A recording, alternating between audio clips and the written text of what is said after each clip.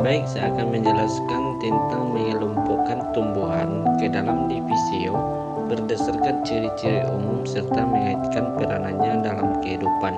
Selanjutnya, tumbuhan lumut atau Bryophyta. Lumut merupakan salah satu kelompok tumbuhan pada kingdom Plantae. Pada umumnya lumut berwarna hijau karena mempunyai sel-sel yang dimiliki pigmen hijau berupa klorofil. Beberapa ciri-ciri tumbuhan lumut, tumbuhan paku, dan tumbuhan berbiji. Selanjutnya ada beberapa ciri-ciri tumbuhan lumut sebagai berikut. 1. Ciri-ciri tumbuhan lumut Bryophyta. A. Talophyta, yaitu tumbuhan yang tidak bisa dibedakan antara akar, batang, dan daun. B. Carmophyta, yaitu suatu tumbuhan yang sudah bisa dibedakan antara akar, batang, dan daun. Yang kedua, klasifikasi tumbuhan lumut. A. Lumut daun Bryophyta. Lumut daun merupakan lumut yang paling banyak dikenal. Bryophyta mempunyai struktur seperti akar yang disebut rhizoid. B. Lumut hati. Lumut hati bentuk tubuh gametofit. Lumut hati berbeda dengan gametofit lumut daun. Yang ketiga, reproduksi tumbuhan lumut. A. Arkegonim adalah Gametagium betina yang bentuknya seperti botol dengan bagian lebar yang disebut perut, bagian yang sempit disebut leher. Yang keempat, metagenesis tumbuhan lumut. Tahapan metagenesis pada tumbuhan lumut adalah sebagai berikut. A. Spora haloploid (N) yang jatuh di tempat lembab akan berkecambah menjadi protonema. B. Protonema akan berkembang menjadi gametofit. Gametofit adalah tumbuhan lumut itu sendiri.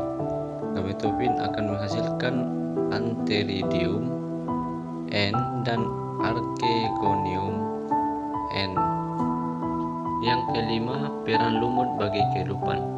Tumbuhan lumut dalam beberapa jenis tumbuhan memiliki manfaat atau peranan tumbuhan lumut bagi kehidupan manusia. Yang pertama, manfaat tumbuhan lumut Bryophyta adalah sebagai berikut. Sebagai obat hepatitis, Marchantia polymorpha, bahan pembalut dan bahan bakar, bahan penyedia sumber air pada saat musim kemarau. Yang keenam, ciri-ciri tumbuhan paku Pteridophyta. Tumbuhan paku merupakan salah satu kelompok tumbuhan yang tertua yang dijumpai di daratan.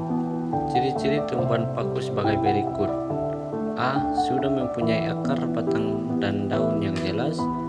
B. Pada batang sudah terdapat jaringan pengangkut dengan sistem konsentrasi. C. Terjadinya metagenesis. D. Keturunan generatif. Yang ketujuh, reproduksi tumbuhan paku. Tumbuhan paku dapat melakukan reproduksi secara aseksual, vegetatif, dan seksual generatif. A. Reproduksi seksual dilakukan dengan pembentukan spora di dalam sporangium dan menggunakan rizom. Rizom akan membentuk tunas-tunas tumbuhan paku yang berkoloni. B. Reproduksi seksual dilakukan dengan pembentukan spermatozoim di dalam antheridium dan ovum di dalam archegonium. Yang kedelapan, klasifikasi tumbuhan paku. Tumbuhan paku diklasifikasikan berdasarkan ciri tubuhnya menjadi 4 subdivisi, yaitu A. Paku purba atau telanjang, B. Paku kawan, C. Paku faktor kuda, D. Paku sejati. 9. Spermatophyta. Spermatophyta berasal dari bahasa Yunani, yaitu sperma yang berarti biji dan phyton yang berarti tumbuhan. Di dalam biji terdapat calon individu baru, beserta cadangan makanan yang terbungkus lapisan pelindung. 10. Reproduksi dan siklus tumbuhan biji. Perkembangbiakan tumbuhan biji terjadi secara generatif dengan membentuk biji yang diawali dengan pembentukan gamet, menyerbukan peleburan gamet jantan betina yang menghasilkan misal, kemudian menjadi embrio. Terima kasih.